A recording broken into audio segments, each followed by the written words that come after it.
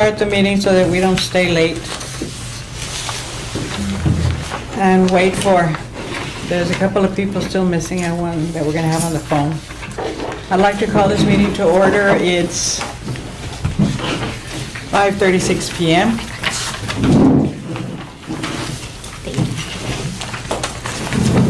Public comments, anybody? Has anyone signed up, Dr. Gonzalez? No, Madam Chair, no one has signed up. But certainly the stakeholders or any can make comments now or under announcements. No? Okay. So no Okay. public comment Okay. so far. All right. I have a question if I may. Yes. Or should I wait? Well, this, like a couple of days ago, I got a call from my mother, that told me that her son had an overdose on, heroin.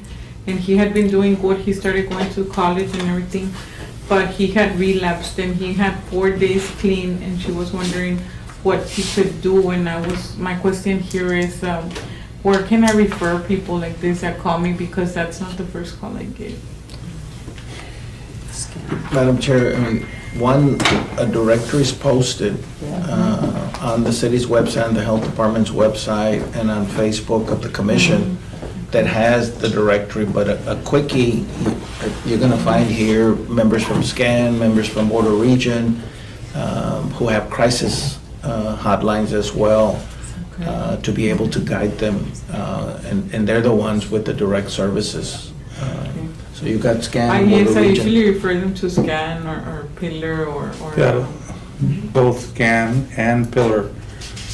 Pillar has 2 different programs that they can go in that deal with that. SCAN also has their outpatient. This goes back to the importance of what we were talking about last time about the importance of medication, administered treatment, and maybe having more doctors informed about Vivitrol. Yes, I told her about that, but she was asking what doctor, and I remember you also said Dr. Garza Gongora. Yes, but Yes. he does not see private clients. Now, does this mother, is the boy covered still by insurance? No, he doesn't have. Does he have Medicaid? Okay. He's Well, an adult. okay. We're That one's- getting, Jesse brings up a good, and I was discussing that with Ms. Quintanilla, trying to certify more physicians under the Texas waiver, because it's, you can use some of the medication used for treatment, for substance use disorder, for pain, and you don't need a waiver. You just, a physician can prescribe, but if you're gonna use it for treatment, you need a waiver. Yeah. And so, and that's something that we're gonna discuss with the lawmakers, but Garza Gongora doesn't see private. You have a handful of physicians, and again, some of them are on contract by SCAN, but here at the health department, we do have one physician as well. Dr. Click can does treat. And, you know, in a minute, when Jesse gives an update of that special meeting we had in Ms. Quintanilla and Vivitrol, we don't have it readily, but we will in January. And then the county, well, I don't know if you want to go to that item, Madam Chair, Yeah. on the. Sorry. All No, right. no, that's okay, that's okay. That's fine. We're going to have to skip the approval of minutes till we have a quorum, if we get it. And that's the next one. Summary of special meeting presentation on Vivitrol opioid and alcohol treatment medications by Michael Peluso and Lori Bush, RN. And by the way, those of you who weren't here, you missed a great dinner from Olive Garden. Jesse? Yeah, so I spoke to Mike the other day, and we're working twofold on the Vivitrol. By the way, you can get the oral naltrexone at a cost. Won't cost you much. You can go to a physician, or the mother can go to the physician, get naltrexone, and if you have the mom making sure that she dispenses the dosage to him, that would be effective. You can't allow him to do it, because then he may skip.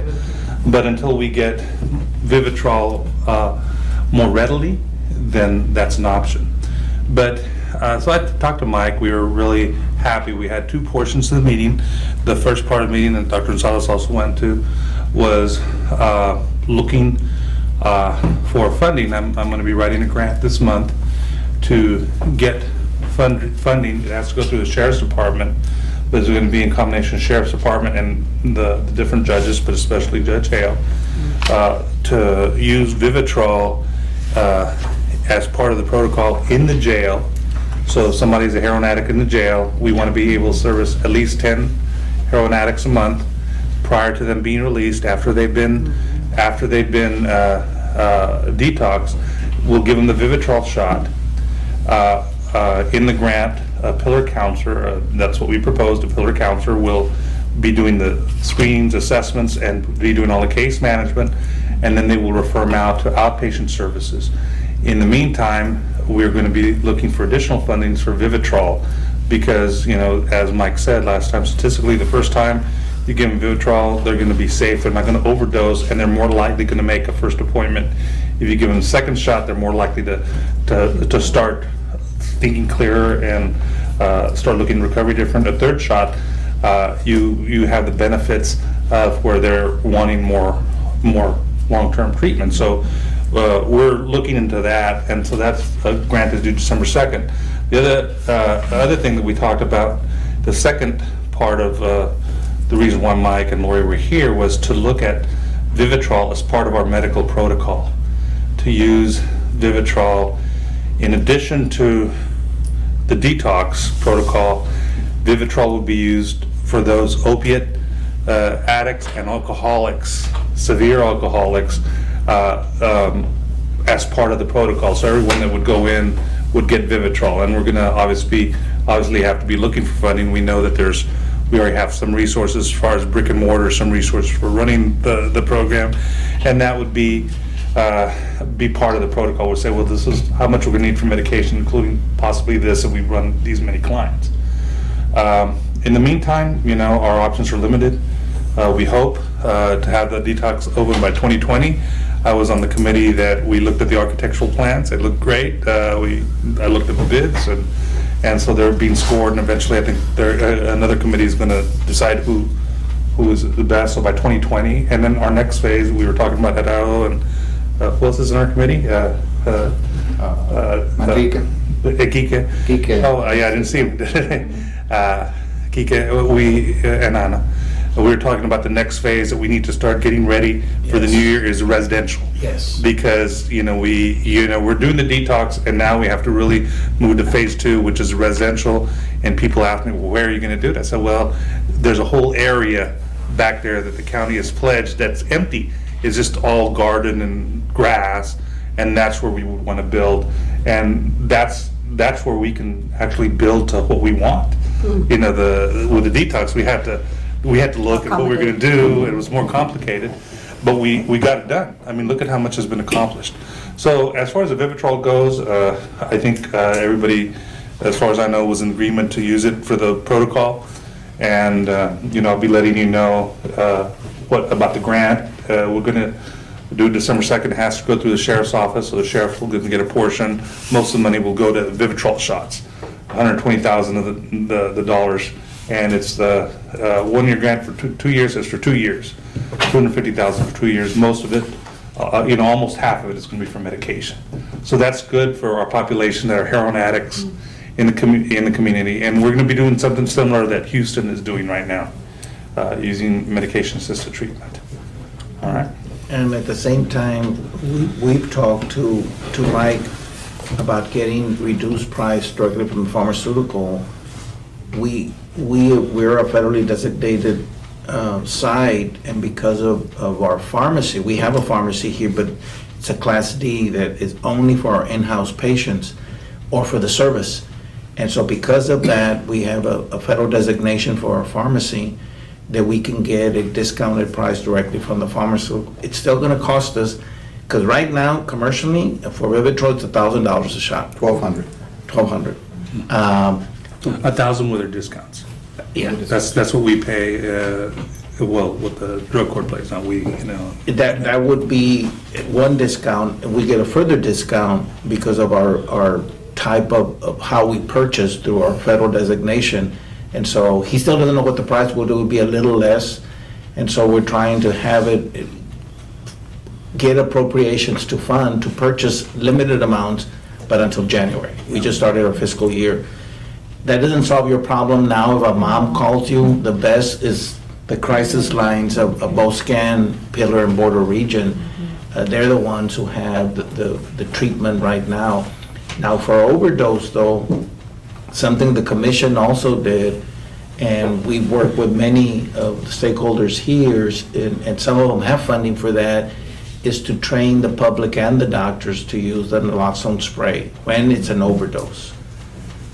Immediate, so you don't. And for example, today we had a training for physicians and caseworkers at the UT campus on opioids in general, treatment, and then using naloxone for overdose. We have it here at the health department. I know SCAN has a program, and I know Pillar has a program where they'll give you the spray and train you to use it. It's very easy. And I can tell you that that's a problem, and Chief Maciel, Assistant Chief Maciel can tell you of the response they've done for people attempting overdose. And so being able to use the spray can save the life. And again, SCAN has a program, Pillar has a program, and we have it. Our counselors have it too here at the health department, so we can offer it. And the more we train, one of the things, for example, that we're training doctors, if you're going to treat someone for pain and you're going to prescribe an opioid, then already prescribe the spray for the family in case there is a misuse. And doctors have to begin to test the dosage. Am I giving you the right? Am I giving you too much? And so while they're doing that, someone could overdose, and so the family has to be able to use. Although that's not common, but ours is to be ready to be able to do that.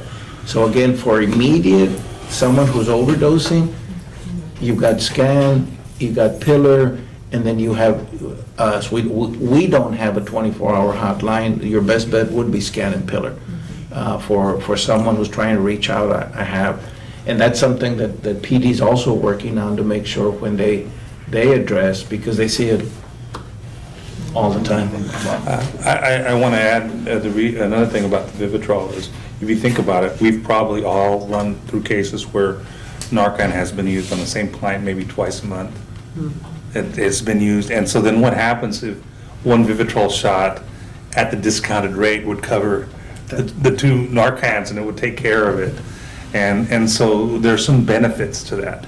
Now, so you could tell mom, go to your own doctor, let him know that he's a heroin addict and ask about naltrexone, or you can go to a private psychiatrist, Dr. Rodriguez, Dr. Sanchez, or Pillar has a psychiatric telemedicine now. So they can go to Pillar and they could seek out services, whether they just want psychiatric telemedicine, but they also have slots for counseling. They have 2 different programs right now that are running with slots for different populations at risk, and I know that young man would qualify for one of the programs. But they have the psychiatric telemedicine, so they'd see a psychiatrist or telemedicine, and they would get the prescription of naltrexone, and then he could go out and purchase it. And that is, I think that's a benefit. It's probably costs a lot less than seeing Dr. Rodriguez or Dr. Sanchez. And that could be a big help. But the idea is keeping them safe, making sure mom gives them that medication until somehow we can get something else like Vivitrol online. I don't know, SCAN, you want to share? Yes, of course. I mean, definitely we have many programs that are available, outpatient, residential, and if needing any type of immediate, we, of course, the detox, we're working on that. But certainly we will have availability to offer him all services. Yeah, because he was telling me that he's in college and he's gonna finish in 5 weeks, and he really wants to finish, but he just felt We're bad. going to do intensive outpatient and have case managers and link them, make it a comprehensive assessment to see exactly what will be the needs and Is he in what. college here locally? Yes, here.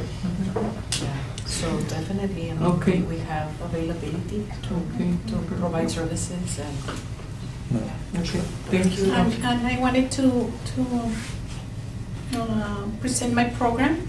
It's the recovery support services for opioid drug users. It's what did you say? Recovery support services from SCAN. The name is Todo es Posible, and we are located in 1303 Simon. Basically, what we are doing is we are providing services for basing a peer-to-peer with recovery coaches to the opioid drug users. So we try to help them like from the beginning, like if they're using, we try to link them either to detox services or medicated assisted therapy to methadone clinic to whatever. Now with the Vivitrol is a good option. But what we do is to try to go with them through a long-term, like we can go with them up to 5 years. Okay, so at least 12 months, like we want the commitment with them just to see, like in case that they have a relapse or they need transportations, we need to link them to whatever services they're in need. So we want to offer them. And again, a good resource is the directory, and we're constantly updating it because new programs come on board as well. And I think as a community, the commission has been working together almost 2 years. It's coming together and say, what resources do we have? And then look for new resources that we need. And in a minute, we'll give an update. Jesse already gave a little bit of an update on the detox center, but that's something that was needed here, and then tie them into continue transitional rehab and residential treatment.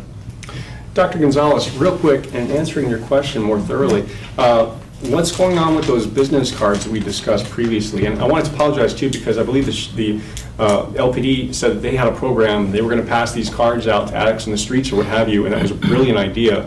And I didn't mean to seize it and take it over. I was merely saying that maybe the committee could help with the cost of that or something, and put our logo on it for purposes of getting them to our website for the directory purposes. But it seems to me if you had that business card, you could just hand the card to them and say, take your pick of emergency numbers, give them a call now. And that's the card I would want to in my wallet if I needed to give to somebody. So is there any development of that card or from LPD or from us? Or Who's the education committee? They were going to put a draft together, then pass it by PD and us to finalize it in the commission. I don't know if Who took it on? the education committee. Oh, education committee. So I don't. Still? Monday? Is that us still? Yes, it is. We have several that we're doing, right? There, here it is. It's prevention, outreach, and education. And so we're supposed to be getting information for the card? How big is the card gonna be? No, it's just like Business that card. number that provides all the numbers to all the different services online, no? Or well, I mean, basically, different main services. LPD came up with this brilliant idea of when they see these addicts in the streets, they're just going to pass Give these them a cards card, out to yeah. them, even if they have to throw it on the ground and walk away. And I was saying, well, shoot, then, that sounds like something we should be helping them out with. Right. And that we would want, Yes. because eventually we're going to want the detox address on there. Yes. It would be nice to put our logo on there so that they will know we exist, and a link to our website, to the directory, so that anyone can just, with this one card, they can have all the emergency numbers, they can have the website to the directory, they can have the location of the detox, everything they need in a business card. Right, So and that I way can when you understand have- it's from a health, coming from a health type of thing and not a criminal type. Right, but at the same time, I mean, we got to give credit where credit's due. I mean, Yeah. LPD came up with this brilliant idea. Yeah. Perhaps maybe, their program could be on it, and our name could be on it too for at least the detox center purposes. Right. But that's the card we need. That's the card Yes. we need to have right there so that anyone can just come and grab a few of them Right. and pass them out when you have these types of emergencies. Right. So that's, and we also need that committee working on Jesse's calendar, which I think we want to give to the professionals that work with individuals, like the counselors and the prosecutors and everything else. You had the idea of a calendar with certain resources on it or the like. Yeah. Yeah. That would, to me, it seems like the addicts on the street need the card, or you need the card to pass those out to people in Pass it need. out to. And you need, for the professionals that administer or talk to individuals, you need that calendar, just so they have a quick reference, hanging on their wall. Right. So what is the name of your program? It was the HEART program. Yeah, so going back to that last month, that they were trying to iron out, there's a lot of information out there trying to iron out. It's still what- down to a guard, yeah. So that's where we're at in that, but as soon as we do that, we're trying to push it out. So will you have a phone number? Yeah. Okay. So like, will it have different, like scan, pillar? I would have the this, website. that, and Just a the website. Oh, just But I the would website. but I would like a phone number, Some because phone if number. the person doesn't have Yeah, they don't have access to to a computers or computer. anything they can call. It's gonna be busy, and there's gonna be a front and a back to it, but it should be everything that they need to get Yes. help they need. And it should have Correct. all the hotlines on it that we can get Yes. on there, because some people don't have time to go to the internet. Right. And But- nowadays, everybody with phones has go to the internet. Has a computer. Yeah. Well, Madam Chair, because it bubbled up to the commission, it was one thing, and we give it to the education, but Assistant Chief Maciel brings up a good point. The task force that was developed by PD, that SCAN is on there, Board of Region is on there, we're on there, that was one of the decisions that they made as this task force goes out into the field, into the streets, and when they meet someone with a substance use disorder, they wanted to use that business card to give them to reach out. So we can go back to heart and see where they're at. And a lot of the, as I said, the health department, SCAN, and Board of Region are on the task force with PD to develop that, we can make it bring it up to them to make it a priority to draft it and develop it, and certainly, get it out. When is the next meeting? I don't remember. Well, we will, the chief and I will discuss it to bring it up to them.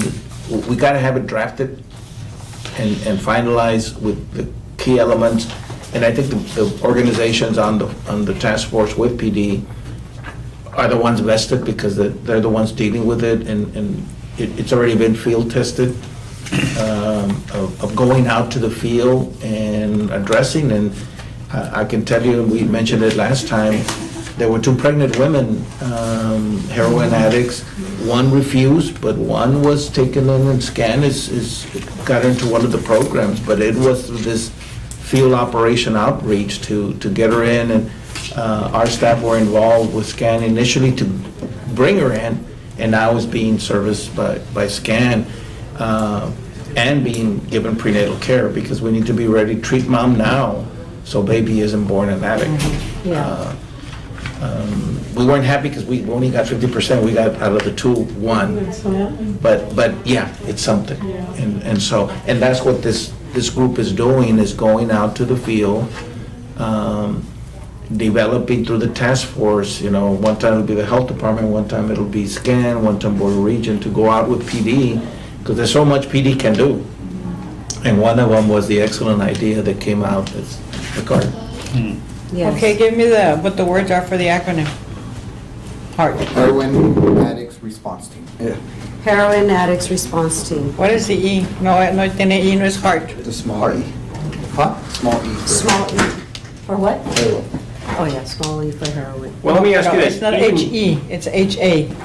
Even if our name is not on it, It's can we HE. get some of those cards here at this meeting so members No. can take some copies and pass them out, or As soon as as soon as they're available? that it's done, so we we have have a complete, It's heart. quick It's design heart. on it with proper information. So who's coming up with the Use, design? Can anybody? the E, heroin, Some stuff on there? empathetic. Yeah, through the hard Use the test. word Oh, got it. Oh. empathetic. Empathetic. And They again, don't. from our Yeah, we staff don't wanna use who it, goes but to the saying it's meetings just is Ana, so she's hearing it firsthand. I don't know who goes, well, Manrique goes. Yes, and I've been going to the meetings. I didn't go to the last one, Kike did, but yes, I've been participating in the meetings. And I know there's an outreach event coming up.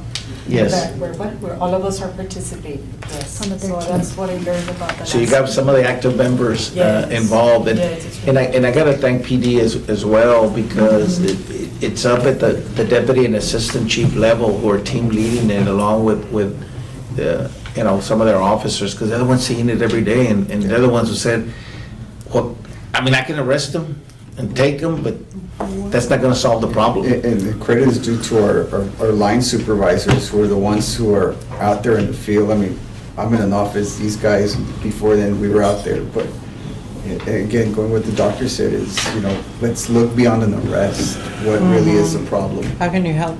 Yeah, and, you make an arrest, the jail's not gonna accept them. That's not the solution. Yeah, it's not the solution. So it's changing our mentality where it's not just always handcuffs. It's Yeah. referrals to these things. And I mean, and some of these crimes, officers have a lot of discretion, so you can, forego a ticket or with consulting with the DA's office and seek alternate solutions. And that's the whole part of this. Chuck, what is the name of the committee that's working on this, that you all meet? Heart. The task force, it's called HEART. Also with them? Yes. Oh, okay, I thought it was another one. No. We participate in the meetings. Okay, Yes. all right, We're thank you. participating. Okay. And Madam Chair, we'll impress on them and Mr. Thompson, the importance to get it out. And as long as we get a draft out, then I think, either our department or the police department can finalize it and get it out, and then we'll share it with the commission. What do you think the likelihood that our website can be on that card, though? Because we want people to get to the directory, and it seems like that would be... Yeah. Yeah, Yeah, phone but- number and website too. We'll add it.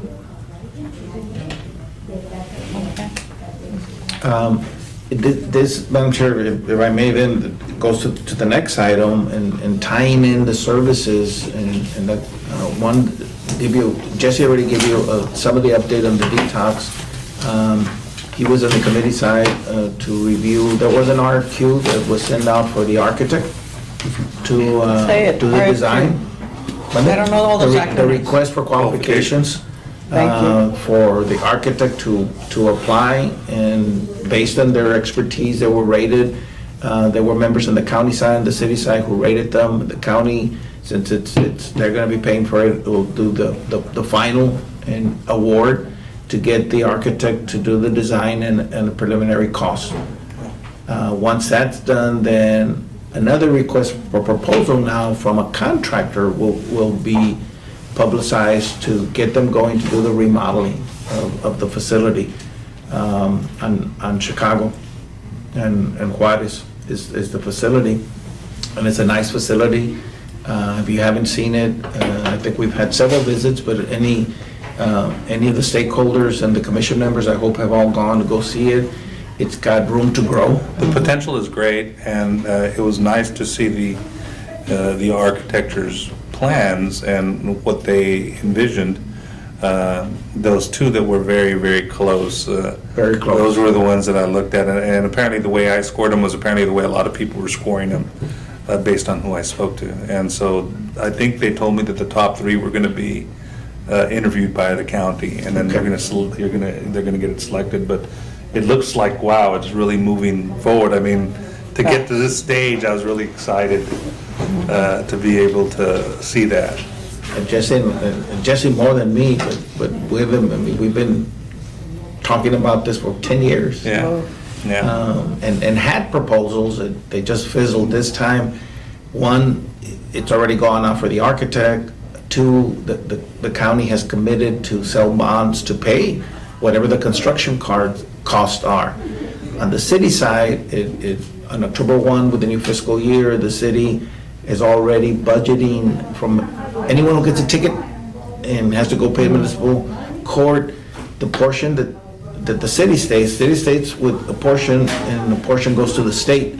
But the portion that the city state, $20 of every ticket, is going into a fund for the operations. And it's estimated that the city will generate in a year between $500,000 to $700,000, which is good startup. Still, we need more, but it's a startup. So hopefully, once it's awarded to the contractor, it'll be a year, 2020, we're shooting for. And we'll have those- And we'll have at least $700,000 to $1 million to start to pay for the operations, the utilities, the doctors, the nurses, the folks for maintenance, the supplies, to get it going. And we haven't even touched base yet on the hospitals, which are still an entity. Those were 10 years ago, those were the ones who were the last at the table. They wanted the buy-in, they wanted that, so we still haven't touched base there. We have. Well, we have, but they Yeah, but we're haven't. not gonna be dependent on them. No, we have touched base, but they haven't given us Their portion. Their portion yet, in other words. The other thing is what we talked about, going after the tech dot money. Right. Doing the nonprofit, going after that same model that Austin has. And so we still have, What Jesse's saying is the last part of this, the two updates to you. One, the brick and mortar, that an architect will be hired, and then the money's generating from the city, but both the city and county are signing an interlocal agreement to work the arrangement of the center, all of this, and the raising of the funds, but also to develop a local government corporation for the long term. That way, they will continue seeking funding, they will continue to be the oversight of the detox center, because it's gonna take more, and then the sustainability. and you know, I think we have to look at detox and residential. Right now, Yes. this is just first phase. You know, we've got this start, but if we follow the model that Austin has, and the hospitals buy in, we should be able to do a residential program, because that's gonna be less expensive than what the detox will be. And that's, Madam Chair, that's the third item, and I'm glad the detox committee began, because what Jesse's saying is critically important, and you all touched a little bit on it in your past meeting, is connecting the dots there at the detox with residential, then ongoing rehab and additional treatment, and tying in the services that already exist from the organizations and building on them. Exactly. Because once this gets started, The idea is really enhancing the continuum of care that we have right now, Right. which was degraded many years ago for different reasons. You know, not community's fault, but different ways that we have no control over policy or anything like that. But our continuum of care has been weakened over the years and over the last, you know, in certain areas. It's become stronger in certain areas, but certainly we have to flesh out our continuum of care, including detox, residential, more psychiatric services, more outpatient, and this is just part of it. We have to look at, you know, and they should be able to enter the wheel anywhere.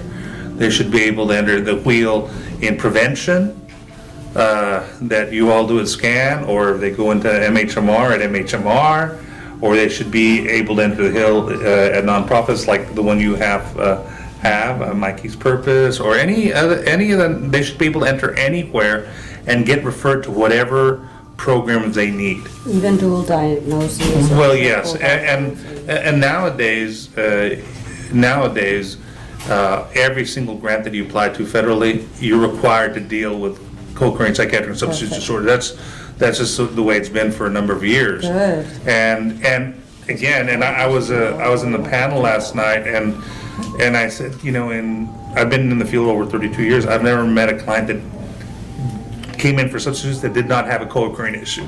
Correct. You know, it's just a reality. Right. And so, you know, that's what we face right now, and that's what makes it much more difficult Yes. for our clients. And so, you know, there's a lot being done in the community. I was at Tammy yesterday. We were talking about what some of their programs are. They're graduating master level people that are more capable.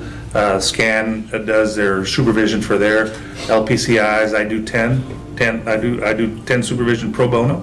I don't charge for mine. It's a service to the community, and I know that you all do your own. So we're growing counselors, because people like myself, my wife, Luis, you know, we've been in the field so many years. You know, I'm 62 years old. You know, there's going to be a time where younger people take over, and you know, like when I talked to Anna, you know, who's one of the persons I supervise. You know, these are the people that we need in the field, and I told them, we had a discussion last week in our supervision, and I said, you know, yeah, it's nice that some of these jobs are around where you do prevention. I said, but we need clinicians. Yeah. We need good clinicians, and I expect that if you're going to be here with me, you're going to choose to stay in the field. Right. You know, and so that's what we're hoping for. And we've, luckily, really all the people that I've supervised in the last 7-8 years, they've all remained in the field. Good. Madam Chair, just this is something important that you all, as a commission, and you specifically, Madam Chair, asked, where do we tie the dots? And so Jesse said at the continuum, anywhere that someone is reaching out to in the care from residential, those who provide it, to treatment, to rehab, to the methadone, to the detox, they should be able to guide them to wherever service they need. So even some things that we don't even think about there in the wheel, let's say, because part of the wheel obviously is the City of Laredo Health Department. Someone comes in here for TB, there has to be some short screen to be given to see if they need to be in there. And that's just going to be refining once we have the continuum. We have to refine it so everybody's on the same page. You know, they come in here, let's screen them. You know, even private doctors, they have to be taught to screen for that. There's a lot of them that they don't. That's what we told them today. Yeah, they don't look for that. Yeah, simple screen. We talked to the residents today, the family practice and internal medicine, and that's what we told them. One, begin to treat. You know, people have pain, then you need to address it, but you need to do it right, and you need to do the screening tools, both for substance use disorder and behavioral health. Yeah, I met one of your residents. He came to one of the trainings that I did, for a couple of trainings I did. A very nice young man, very bright. I don't know, Madam Chair, if any questions from anyone of what we've updated, the 3 items, and then certainly the work groups. I don't know if they have reports out as well. I know the detox group met. Oh, I didn't meet today. I don't know if you all met. I was. We just discussed about the having residential there at the site for to transition immediately after detox. So, I think the next thing that we need to be looking at, and we don't have to reinvent the wheel, I think we've talked about it, look at some of the other residential models that have been put out. I think we've talked about how there are some residential models that are put out, and you can look at them, and we can decide what we want, how many, what size we want, and then start writing, this is what we want, this is how much.